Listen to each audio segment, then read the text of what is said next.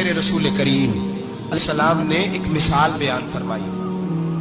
ایک شمون نام کے بزرگ تھے، بنی اسرائیل سے تعلق تھا، بڑی عبادت کرتے تھے، 1000 سال عبادت فرمائی، ساری رات نفل پڑھتے، سارا دن روزہ رکھتے، اور پھر روزہ رکھ کے تو کافروں سے جہاد کرتے، ساری زندگی جہاد میں گزاری، جس جنگ میں گئے اللہ نے فتح عطا فرمائی. یہ ذرا سوچئے کہ جس کا تذکرہ میرے نبی پاک فرما رہے ہیں وہ کتنا بڑا آدمی ہوگا.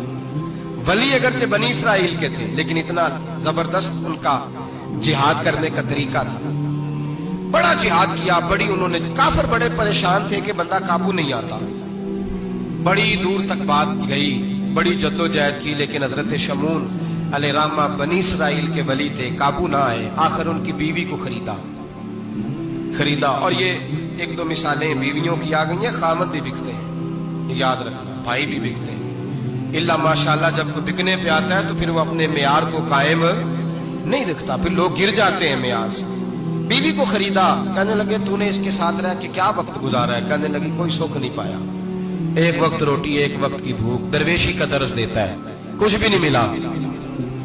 حضرت شمون علیہ الرحمہ کی بیوی جب خریدی گئی، کہنے لگے جب یہ چونکہ یہ کم سوتے ہیں اور جتنی دیر سوتے ہیں گہری نیند سوتے ہیں، جب گہری نیند سو جائے تو رسیوں کے ساتھ جکڑ دینا. امام غزالی علیہ الرحمہ نے اس کو لکھا ہے، رسیوں کے ساتھ جکڑ دیا بیوی نے. حضرت شمون اٹھے نہ تو اپنے آپ کو رسیوں سے بندھا ہوا دیکھا، اللہ اکبر کہا، جب اللہ اکبر کہا تو ساری رسیاں ٹوٹ گئی. بیوی سے کہنے لگے تو نے کیوں باندھا؟ اس نے پھر دھوکہ دیا.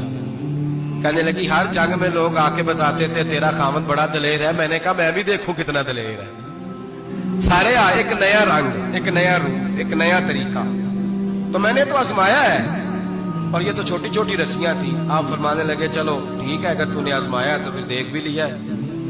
کچھ دنوں کے بعد اس نے زنجیروں سے باندھ دیا، لوہے کی زنجیروں سے.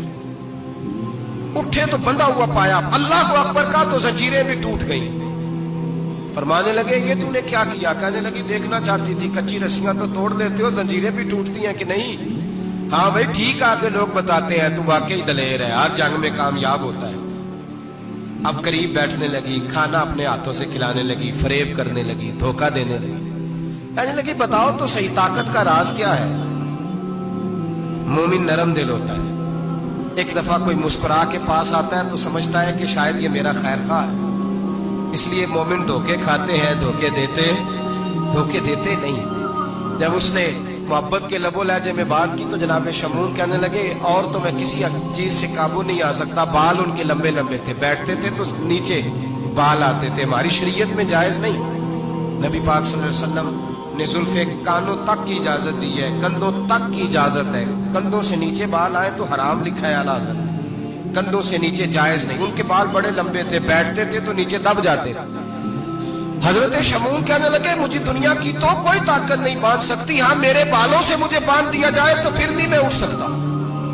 بس اس کے ہاتھ بات آ گئی، اس نے کھانا بھی کھلایا، اس نے بستر بھی بچھا کے دیا، پیر بھی دبائے. جب سو گئے تو اس نے ان کے بالوں سے انہیں باندھ دیا اور کافروں کو جا کے بتایا کہ آج نہیں کھل سکے گا. جب اٹھے تو بندھا ہوا دیکھا، بیوی کی طرف دیکھا، کہا تجھے خیال نہیں آیا کھول دے؟ کہنے لگی ساری زندگی غربت دی تو نے، یہ دیکھ مجھے ہیرے ملے ہیں، کنگن ملے، یہ دیکھ میرے کانوں میں ہیرا، سونا، چاندی، ہر چیز، چل جا، تیرا کیا کرنا ہے؟ ساری رات عبادتیں، سارا دن تو ذکر فکر اور جہاد میں گزار دیتا. دھوکہ دیا. ان کافروں نے آ کے ستون کے ساتھ چارپائی اٹھائی اور ستون کے ساتھ کھڑی کی، پھر رسیوں اور زنجیروں سے باندھا. اللہ کے ولی کا سب سے پہلے ناک کاٹا، پھر تلوار کے ساتھ کان کاٹے، پھر آنکھیں نکالی.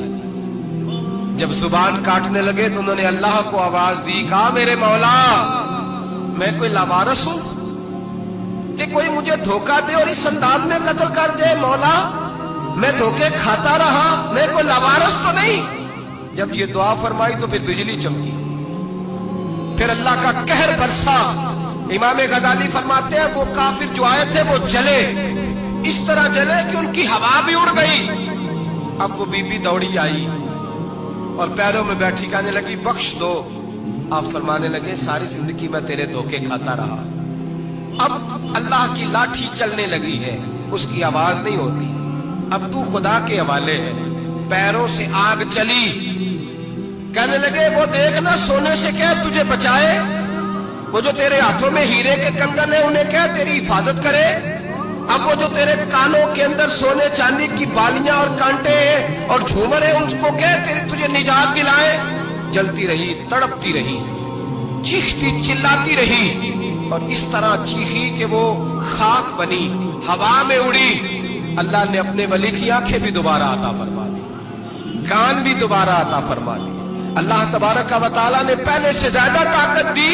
وہ جب باہر نکلے تو اعلان کر رہے تھے, لوگوں دیکھو دھوکہ والے جل گئے, تباہ ہو گئے, نام و نشان مٹ گیا, اور مجھے دھوکہ دیا گیا تھا تو اللہ نے مجھے پہلے سے زیادہ طاقتیں عطا فرما دی, پہلے سے زیادہ قوتیں.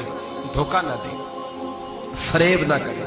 جو آپ کسی کو دے رہے ہیں, اور میرے محبوب علیہ الصلوۃ والسلام کی ایک حدیث تو یہ بتاتی ہے جو دنیا میں دھوکہ دے گا دنیا میں ہی اس کا نقصان اٹھائے گا. جو دنیا میں دھوکہ دے گا اس کا آخرت میں تو اٹھائے گا ہی, دنیا میں بھی اس کا نقصان